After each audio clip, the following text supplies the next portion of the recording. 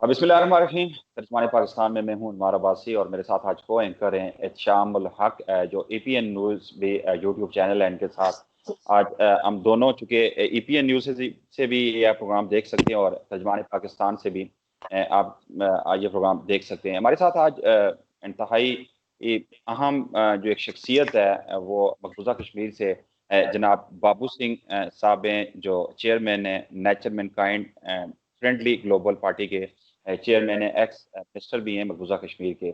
इसके अलावा हमारे दूसरे गेस्ट साथ मौजूद होंगे। आज़ाद जम्मू कश्मीर से सरदार अय्याज हैं, ये जमात इस्लामी से इनका ताल्लुक है और सोशल एक्टिविस्ट भी हैं। आज के प्रोग्राम में हम बात करेंगे कि तकरीबन 10 माह 16 दिन से मुसलसल जो लॉकडाउन जारी है मकबूजा कश्मीर में, उसके बाद वहाँ की जो अबतर सूरत हाल है, इस वक्त जो आवाम को वहाँ पे मुश्किलात पेश आ रही हैं, उस पर बात करेंगे। सबसे पहले मैं चाहूँगा बाबू सिंह की जानब। बाबू सिंह साहब, आपको खुशामदीद कहते हैं प्रोग्राम में। जी भाईजान, शुरू करें। बाबू सिंह साहब, ये बताइएगा कि तकरीबन 10 माह 15 दिन से मुसलसल लॉकडाउन जारी है मकबूजा कश्मीर में। चूंकि खबरें हमें मिल रही हैं, वहाँ पर ना तो मीडिया को जाने दिया जा रहा है और ना ही इंटरनेट की वहाँ पे आपको सहूलत है, ना ही टेलीफोन की आपको सहूलत है। एक अबतर सूरत हाल है मकबूजा कश्मीर की। वहाँ बताएं कि हालात जिंदगी आप लोगों के किस हद तक मुतासर हो रहे हैं।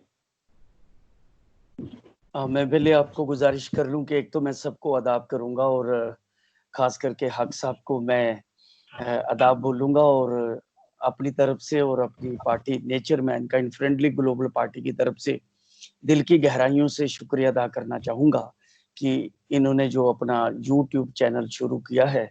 एक तो मेरी शुभकामनाएं और गुड विशेस है कि इनका ये यूट्यूब चैनल जो है वो आगे बढ़े, और मैं दूसरा शुक्रगुजार हूँ कि उन्होंने एक मुझे एक प्लेटफॉर्म प्रोवाइड किया कि मैं अपने व्यू पॉइंट यहाँ रख पाऊँ।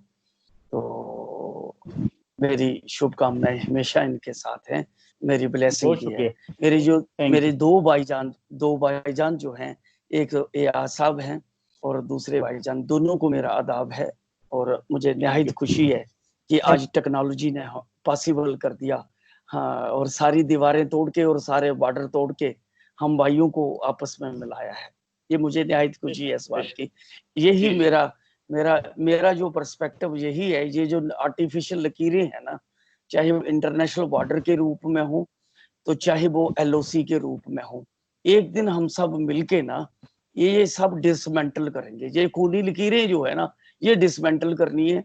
और जो लाखों फैमिलियां जो बटी हुई है ना 47 से, बस हम आपस में मिलना चाहते हैं। एक तो ये कहना चाहता हूँ। दूसरा, मैं ये गुजारिश करना चाहूंगा कि जो 5 अगस्त 2019 को मोदी लेड, नरेंद्र मोदी जो हमारे भारत के प्रधानमंत्री हैं, आरएसएस बीजेपी की मोदी लेड जो सरकार है, उन्होंने 5 अगस्त को पार्लियामेंट में जो 3-4 फैसले किए। एक तो उन्होंने जम्मू कश्मीर 101 साल पुरानी जो जम्मू कश्मीर रियासत जो इस तरह है, उसके 2 टुकड़े कर दिए और स्टेट को डिग्रेड करते हुए स्टेट को 2 यूनियन टेरिटरीज में डिवाइड कर दिया। और दूसरा, आर्टिकल 370 और आर्टिकल 35A को, आर्टिकल 370 को नलीफाई कर दिया और आर्टिकल 35A को खत्म कर दिया। ये 2।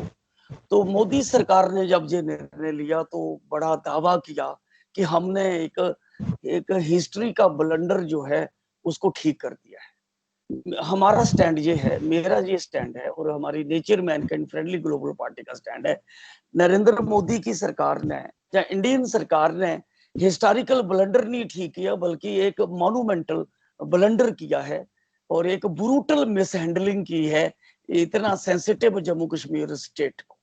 ये ऑलरेडी इतने गंभीर हालात हैं पिछले 71 वर्षों से, बजाय इसके कि इसको पॉजिटिवली इसको हैंडल किया जाता, इसको एक पॉलिटिकल मीन से हैंडल किया जाता, इसको ब्रूटली मिस हैंडल किया है। नंबर 1। नंबर 2, मैं ये समझता हूँ कि ये जो स्टेट को तोड़ा है, ये सारा अनकॉन्स्टिट्यूशनल स्टेप है। ये मोदी सरकार और पार्लियामेंट के पास और राष्ट्रपति के पास, इन्होंने राष्ट्रपति की 2 नोटिफिकेशन निकालकर इन्होंने आर्टिकल 370 की क्लास 2 और क्लास 3 को नलीफाई कर दिया। अभी एक क्लास बकाया है और जो बचा खुचा जम्मू कश्मीर का स्पेशल स्टेटस था। मैं आपको गुजारिश कर लूं कि ये जम्मू कश्मीर का 1947 में 26 अक्टूबर 1947 को जब महाराजा हरि सिंह ने जम्मू कश्मीर का जब ट्राइबल हमला हुआ ना रियासत पे 47 में 22 अक्टूबर 1947 में, तो उस वक्त उससे पहले जम्मू कश्मीर का हरि सिंह जी को इंडियन इंडिपेंडेंस एक्ट के तहत जो 565 रजवाड़े थे, तो उनको ऑप्शन दिया गया था कि आप खुद फैसला करो इंडिया में शामिल होना है या पाकिस्तान में शामिल हो। ये ऑप्शन था इंडियन इंडिपेंडेंस एक्ट के तहत। तो मोस्टली 563 स्टेटें तो मर्ज हो गई इंडिया में, लेकिन 3 स्टेटों का मसला बना, एक जूनागढ़ का, हैदराबाद का और जम्मू कश्मीर का। जम्मू कश्मीर के जो हमारे लास्ट रूलर थे हरि सिंह जी, उन्होंने कहा कि मेरी स्टेट का जो डेमोग्राफिक बैलेंस है और जो ऑब्जेक्टिव रियलिटी है उसके मुताबिक मैं अभी कोई फैसला नहीं कर पा रहा कि मैं कहाँ जाऊँ, इसलिए मुझे और वक्त चाहिए और I want stand still agreement.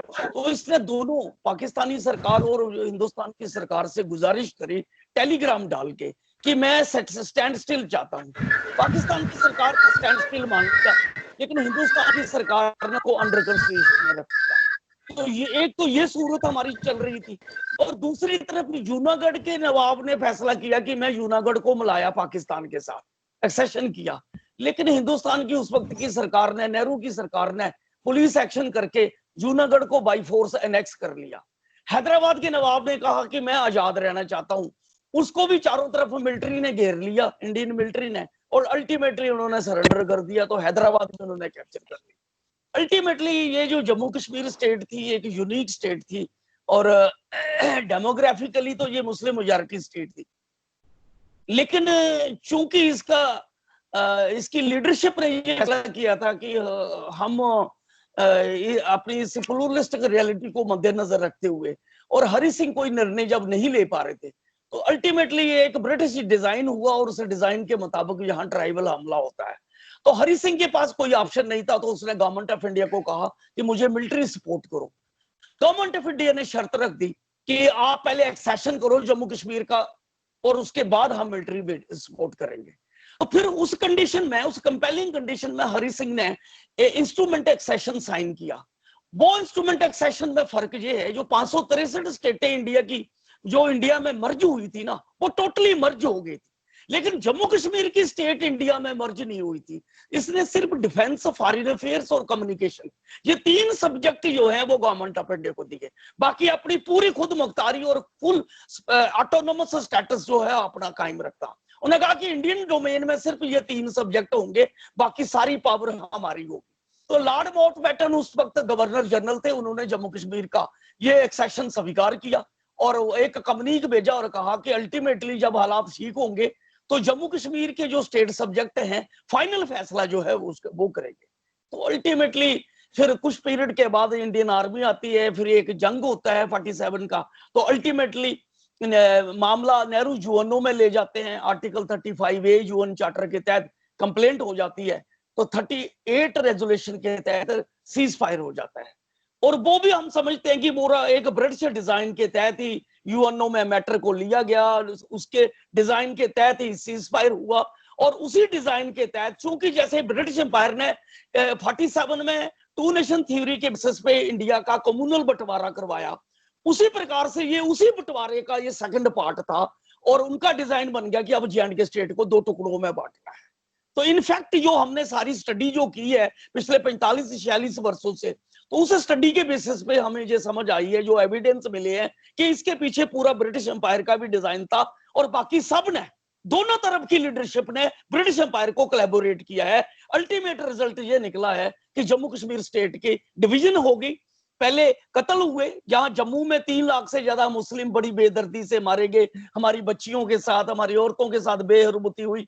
आजाद कश्मीर में, मीरपुर में, मुजफ्फराबाद में, पुंछ के एरिए में, पलंदरी में, बाग में, वहां पर जो सिख और हिंदू थे उनकी नस्ल कुशी हुई, उनके कत्ल भी हुए, और उनको सब जायदाद प्रॉपर्टियां छोड़ के माइग्रेट होना, उसका रिएक्शन जम्मू में हुआ।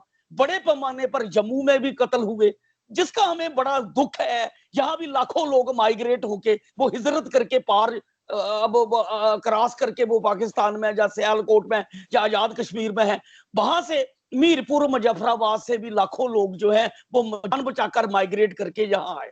तो जैसे 47 में कम्युनल बंटवारा हुआ तो 10 लाख लोग मारे गए, 40 लाख जोखमी हुए, 2.5 करोड़ रिफ्यूजी बने।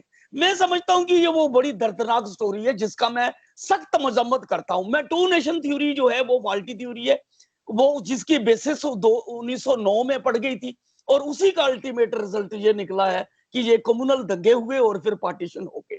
तो मैं कभी उसको स्वीकार नहीं करता हूं, उस बंटवारे को स्वीकार नहीं करता हूं। इसी प्रकार से जो जम्मू कश्मीर का बंटवारा हुआ है, मुझे बड़ा तकलीफ होती है, मैं उसको अननेचुरल मानता हूं, जिसने लाखों परिवारों को बांट के रखा हुआ है।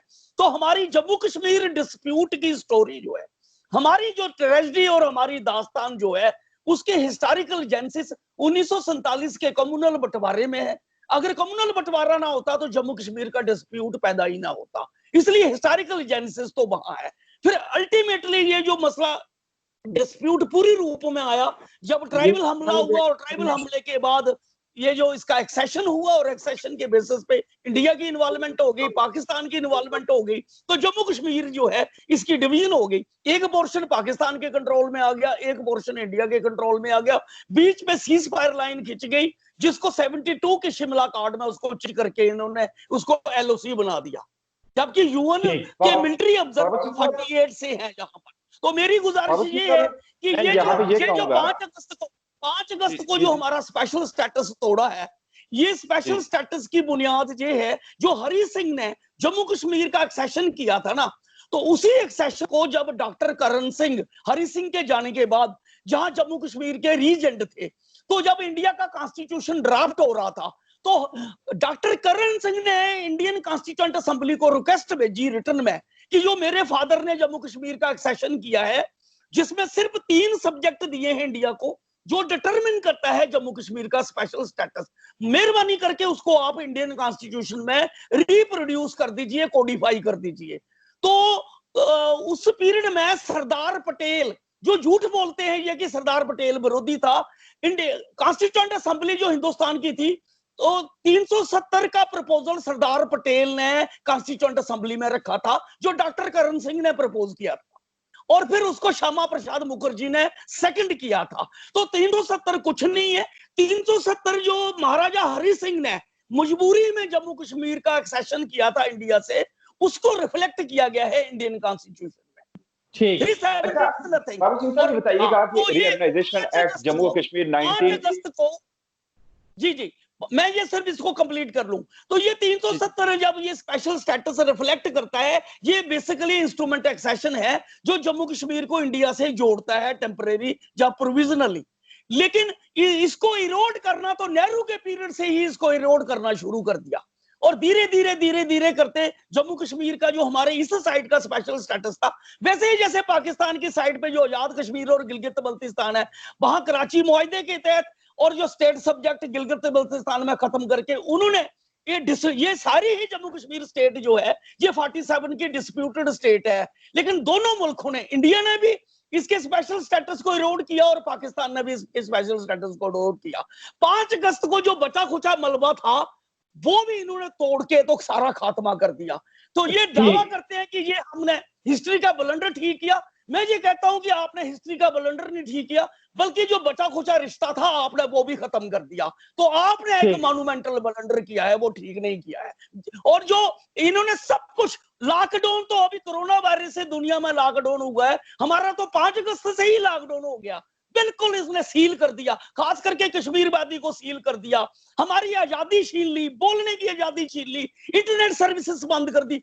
अब सुप्रीम कोर्ट की इंटरवेंशन से सुप्रीम कोर्ट ने कहा कि ये आप इंटरनेट की, ये तो अधिकार है लोगों का, आप इसको इतने अरसे से बंद करके रहते हो। तो अब आई बाश के तौर पर इन्होंने 2G सर्विस शुरू की है, जहां 4G सर्विस नहीं है, जहां 2G सर्विस है।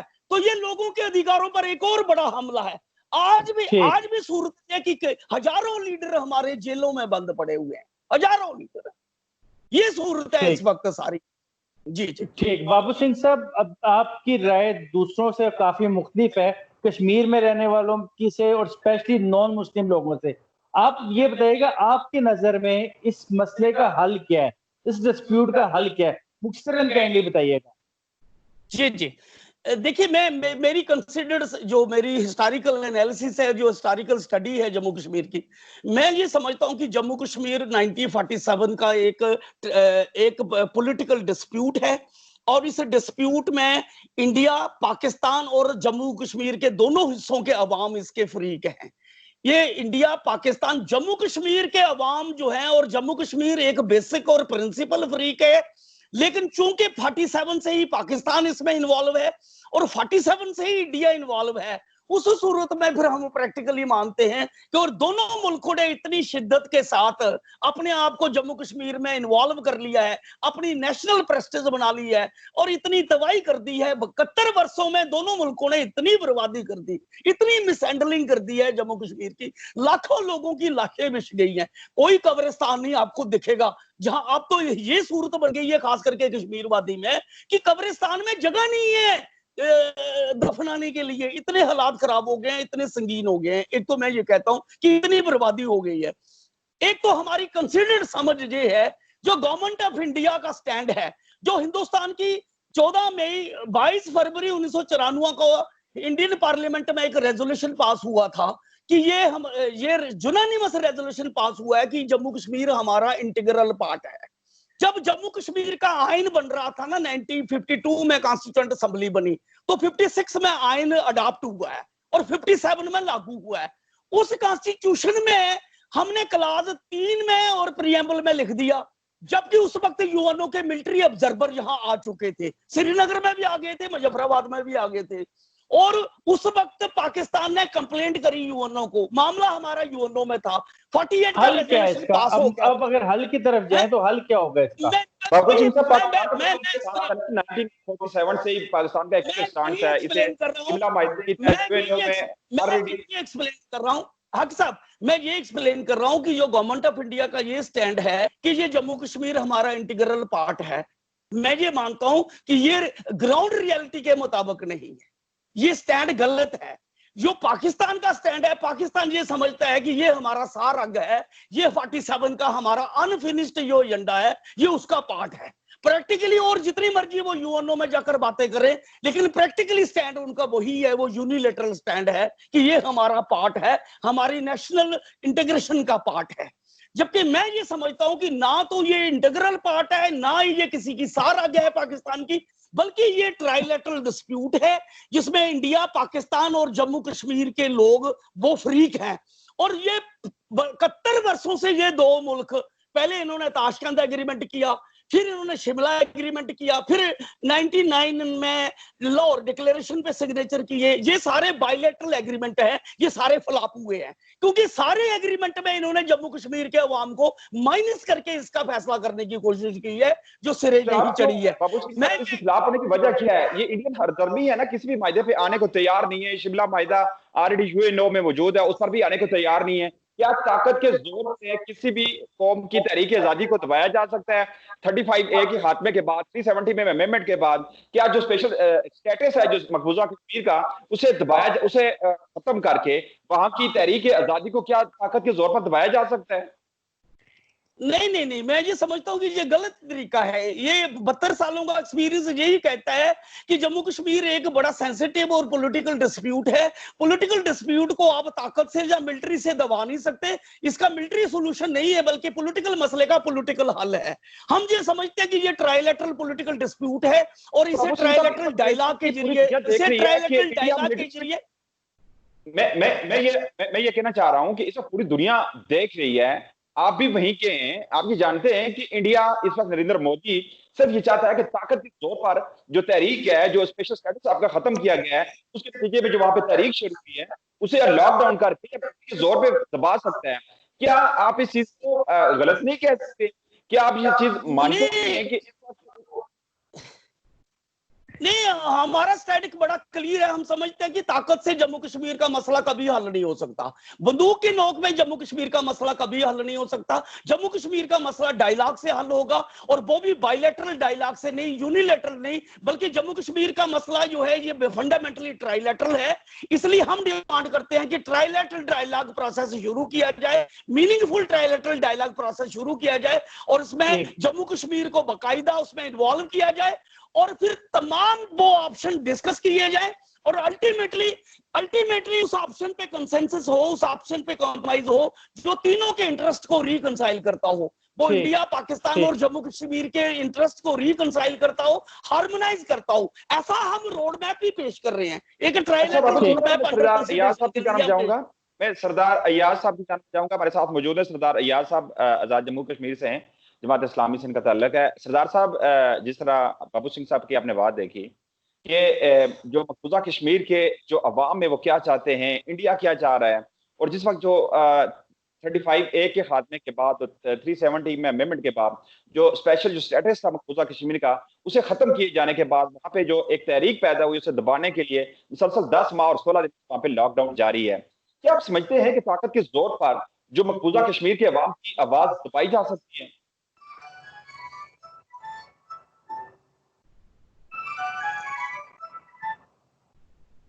जी सरदार अय्याज साहब, आवाज आ रही है? जी आ रही है। बिस्मिल्लाहिर्रहमानिर्रहीम। सबसे पहले मैं आप लोगों का शुक्रिया अदा करूंगा कि आप लोगों ने इतना खूबसूरत प्लेटफॉर्म दिया जिसके ऊपर मैं अपनी बात, अपना एक नजरिया रख सकूं, अपनी बात लोगों तक पहुंचा सकूं।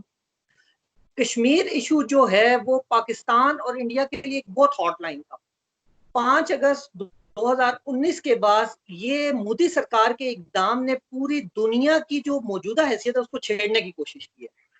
दो ममालिक जो न्यूक्लियर पावर्स हैं उनके दरमियान एक तनाज़ा है और उस तनाज़े के ऊपर मोदी सरकार ने अपने हाथ में उस तरह रख के जो काम किया है कि आप कह रहे हैं कि बंदर के हाथ में उस तरह दे दिया और उसमें क्या पता किसको जख्मी करना है, वो खुद को भी जख्मी करेगा और दूसरे को भी जख्मी करेगा। इसका ये इकदाम 5 अगस्त वाला बहुत खतरनाक था।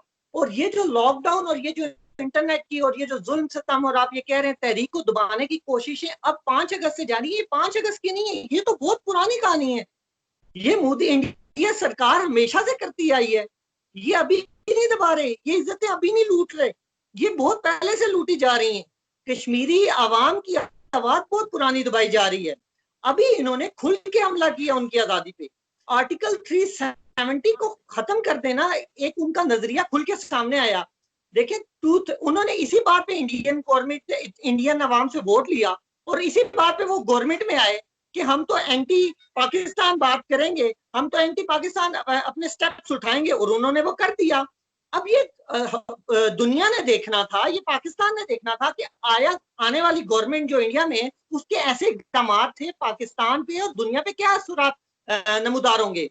अब आप लद्दाख का ही मामला देख लें, लद्दाख पे भी इंडिया के साथ कोई उसी 370 के बाद मसला परेशानियां बढ़ती जा रही हैं। नेपाल का देख लें, श्रीलंका का देख लें। इंडिया अपना इस खित्ते में ठेकेदार बनना चाहता है जो कि पॉसिबल नहीं है। और इंडिया की जो कश्मीरी अवाम के साथ जुल्म और सितम है जो कि बहुत पुराना चल आ रहा है, वो अभी जो उसके खुल के सामने आया, हम तो पीटते रहे, हम तो दुनिया की भी आंखें खोलते रहे कि देखो भाई ये कर दिया, कश्मीरियों के साथ इतने लोग शहीद कर दिए, लेकिन दुनिया ने नहीं इस पे बात डाली, नहीं नजर डाली। अब ये बढ़ता जा रहा है और 370 के बाद कश्मीर की जो वो स्टेटस था उसको खत्म करने का सबसे बड़ा नुकसान पाकिस्तान को हुआ, सबसे ज्यादा नुकसान पाकिस्तान को हुआ। उसके साथ साथ ना सिर्फ पाकिस्तान बल्कि चीन के साथ भी जो हमारा उनका एक प्रोजेक्ट था CPEC जो इंडिया को नहीं कबूल था, उसके ऊपर भी वो असरअंदाज होना चाह रहे थे। तो ये आज की कहानी नहीं है, पुरानी कहानी है जो वो जुल्म कर रहे हैं। ठीक, बाबू सिंह साहब एंड सरदार अय्याज साहब दोनों थोड़ा थोड़ा पीछे होके बैठिएगा।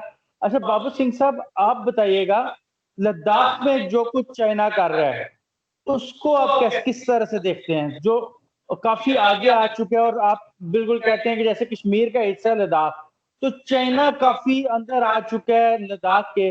आप इस इशू को किस तरह से देखते हैं, आपकी क्या राय है इस मुतालिक? नहीं, मेरी राय तो ये है कि जो 62 की बार के बाद जो बॉर्डर डिस्प्यूट हो गया इंडिया और चाइना का, और इस पर कई राउंड्स डिस्कशंस के भी हुए, नेगोशिएशंस भी हुई, वर्किंग ग्रुप्स भी बने, एग्रीमेंट्स भी बने। मेरा ये स्टैंड है कि यो इस वक्त गालवन वैली में जो जिस प्रकार से ये ब्रूटैलिटी का मजारा हुआ, जिस प्रकार से इन्होंने पत्थरों से हमले किए, आयरन रॉड से हमले किए, ये तो हम उस बार्बरस स्टेज, ये तो राजाशाही के जमाने में भी पत्थरों और राड़ों से लड़ाइयां नहीं होती, वहां भी तलवारों के साथ लड़ाइयां होती थी। ये तो एक ब्रूटल मेथड है। मुझे शर्म आती है कि जो ये दो बड़े कंट्री ये एशिया के दो बड़े कंट्री हैं, 130 करोड़ का आवाम इंडिया में है, 140 करोड़ का आवाम पाकिस्तान के अंदर है। ये दो बड़े रिस्पॉन्सिबल कंट्रियां हैं, उभरती कंट्रियां हैं, और इन दोनों कंट्रियों को शोभा नहीं देता है ये जो बॉर्डर पे हुआ है ना, ये लद्दाख में जो बॉर्डर पे हुआ, ये बड़ा अनफॉर्चुनेट है। तो मेरा ये है कि ये इन दोनों मुल्कों को रिस्पॉन्सिबल तरीके से चाइना को भी बिहेव करना चाहिए, चाइना को भी अपनी एग्रेसिव नीति को छोड़ना चाहिए। जिस प्रकार से चाइना ने अपनी एग्रेसिव नीति साउथ चाइना सी में अपनाई हुई है, जिस प्रकार से, और इंटरनेशनल लेवल पे, तो ये एग्रेसिव अप्रोच आज तक किसी की, मैं ये प्रपोज करता हूँ, मैं ये समझता हूं कि इंडिया और चाइना को बातचीत के जरिए बाबू सिंह साहब कल जी सर की क्लियर स्टेटमेंट आ गई ऑल पार्टीज कॉन्फ्रेंस से। उन्होंने खिताब करते हुए ये कहा, वीडियो लिंक पर वो थे, उन्होंने कहा कि चाइना ने LAC क्रॉस ही नहीं किया। मतलब उनका ये कहना था कि वो इंडियन टेरिटरी पे आया नहीं है। नहीं, वो प्रधानमंत्री के बयान को, प्रधानमंत्री जी के बयान को सबने ऑल पार्टीज में अपोज भी किया। उनके जो फॉरेन मिनिस्टर का बयान है कि हमने रिस्टोर करना है स्टेटस को, उनके जो डिफेंस मिनिस्टर है उसका कुछ बयान है, आर्मी जनरल का कुछ बयान है, वो बयान करेक्ट नहीं है। उनके फॉरेन मिनिस्टर की जान से, चाइना के फॉरेन मिनिस्टर की जान से पहली दफा एक क्लियर स्टेटमेंट आया। उन्होंने ये कहा कि जी 6 मई को दोनों जो अफवाज थी चाइना की और इंडियन अफवाज के जो कमांडर थे, उनके दरमियान जब LAC पर थोड़ी सी गड़बड़ हुई तो एक वायदा तय पाया कि अपनी एक्चुअल पोजीशन पर वापस जाएंगे। उसके बाद चूंकि आपको पता है कि 15 जून को शब जो कुछ वहां पर हुआ, वहां पे जिस तरह चाइना के जो मिनिस्टर ने स्टेटमेंट दी है उसके मुताबिक कुछ वहां 150-200 जो इंडियन ट्रूप्स थे वो गुलवान के एरिया में जो मुबैना तौर पर, जिस तरह चाइना के फॉरेन मिनिस्टर ने बताया चाइना का हिस्सा है, वहां पर दाखिल हुए। और उसके नतीजे में चाइना के एक वफ्द आया जिसमें उनके एक मेजर जनरल थे और कुछ जो दीगर जो फौजी एहलकार थे नेगोशिएशन के लिए आए। बकौल जो फॉरेन मिनिस्टर है उन्हें मार दिया गया, करके मार दिया गया। तब चाइना को काम करना पड़ा, जब चाइना को जो इंडियन थे जो गुलवान की वादी में वहां पे उन्होंने बंकर्स बना लिए थे, एक पुल तमीर कर लिया था, तब उन पर तशद्दुद करना पड़ा। अब चूंकि एक तरफ तो नरेंद्र मोदी ये कह रहे हैं कि जो चाइना ने बॉर्डर क्रॉस ही नहीं किया, तो इट मीन्स के उसने जो बॉर्डर क्रॉस किया ना, गुलवान जो अब स्टेटस तो टेरिटरी का हिस्सा है, उसपे तो ना तो मोदी ने एतराज किया, कल जो क्लियर स्टेटमेंट मिनिस्टर की, ये ट्रूथ नहीं है जो प्रधानमंत्री जी ने बयान दिया, ये ट्रूथ नहीं है, ये कंट्राडिक्टरी बयान है।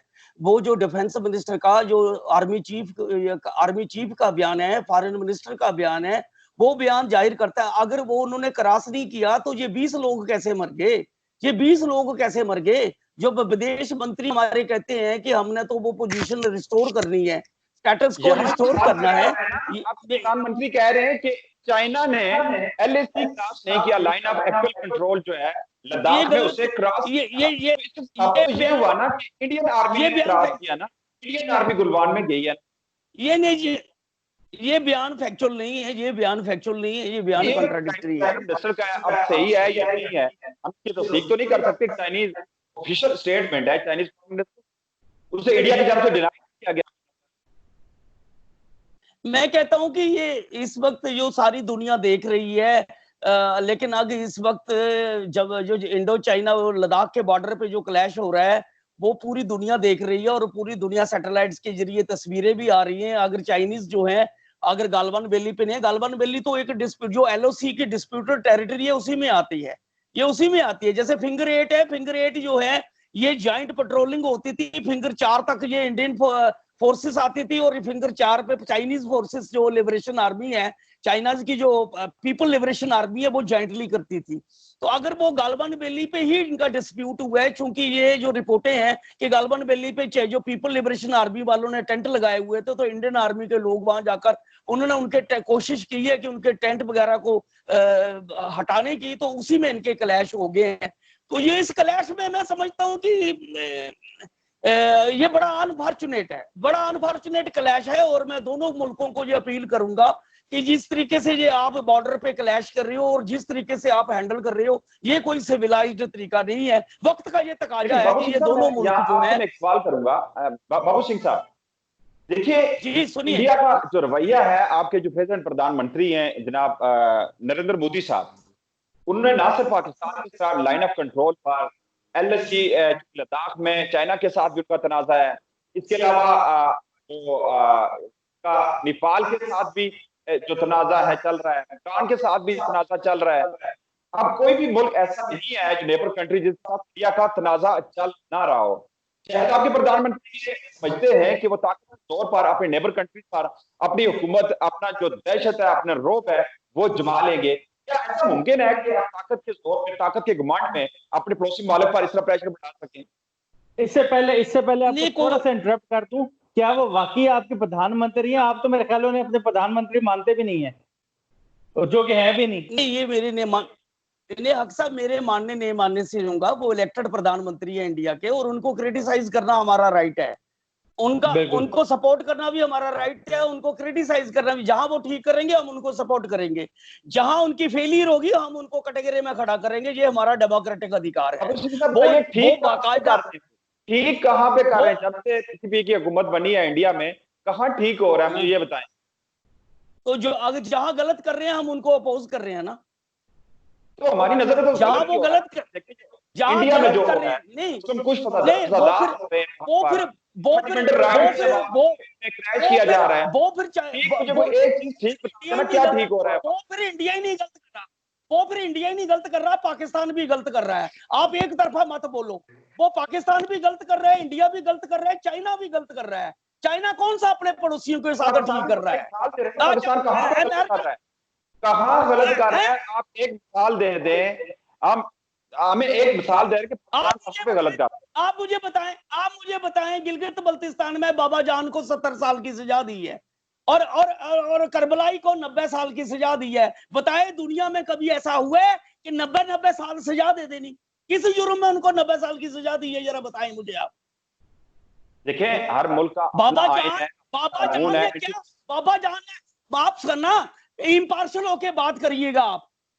देखिए, जैसे मैं इम्पार्शल होके अपनी गवर्नमेंट को कैटेगरी में खड़ा कर रहा हूं, आप भी अपनी गवर्नमेंट को कैटेगरी में खड़ा करा करो। हमसे गलत कहेंगे, पाकिस्तान का मीडिया इतना बाइज नहीं होता, हम वन साइडेड एक तरफ की स्टोरी बयान नहीं कर रहे होते। जितना क्रिटिसिज्म यहाँ पे अपनी गवर्नमेंट पे पाकिस्तानी मीडिया कर रहा होता है, वहां पे आपके इंडिया में ऐसा नहीं होगा। इंडिया में आप देखा होगा 27 फरवरी को जो कुछ हुआ पाकिस्तान और इंडिया के दरमियान, जो एयर स्ट्राइक हुई, उसको किस तरह इंडिया में बयान किया गया, किस तरह उसके बाद प्रोपेगेंडा पाकिस्तान के खिलाफ किया जा रहा है, जबकि पाकिस्तान में तो यहाँ पे इंडिपेंडेंट मीडिया है, हुकूमत के खिलाफ है। यहाँ पे छोटे से छोटा कोई भी अमल होता है तो पाकिस्तान मीडिया पर इससे मुल्क में भी इजाजत जितनी यहाँ पे पाकिस्तान के मीडिया के साथ क्या होता है वो भी हमारे पास रिपोर्टिंग है। किस प्रकार से मीडिया पर्सन की किलिंग्स होती है। माफ करना, आज वो एजेंडा नहीं है। जिस दिन आप मीडिया पे बात करोगे, दोनों साइडों पे हाल बुरा है, दोनों साइड पे अपनी छाती पे हाथ रख के बोलो। पाकिस्तान में भी रोज जो है ना जान खतरे में होती है मीडिया पर्संस की। वहां दोनों साइडों पे यही पोजीशन है। जहां इंडिया में ज्यादा हो गया, जहां इंडिया में ये ज्यादा हो गया कि 2014 के बाद जिस तरीके से मीडिया को कैप्चर करके मीडिया को पूरी तरह से वो कंट्रोल कर दिया गया है। ये तो वो जैसे सोवियत यूनियन में हुआ करता था ना, कि चाइना या सोवियत यूनियन में सारे मीडिया को कंट्रोल करके, ये वो चाइना और रशिया की नकल है यहाँ इंडिया में। लेकिन ये काउंटर प्रोडक्टिव साबित होगा। आप आज के 21st सेंचुरी में मीडिया को कंट्रोल करके वो इंडिया कंट्रोल करे या पाकिस्तान कंट्रोल करे, वो रूस करे या चीन करे या अमेरिका करे, कोई अगर करेगा और लोगों की आवाज को दबाएगा, वो ज्यादा देर दबा नहीं सकता। ना इंडियन गवर्नमेंट दबा सकती है मोदी की, ना पाकिस्तान की गवर्नमेंट दबा सकती है।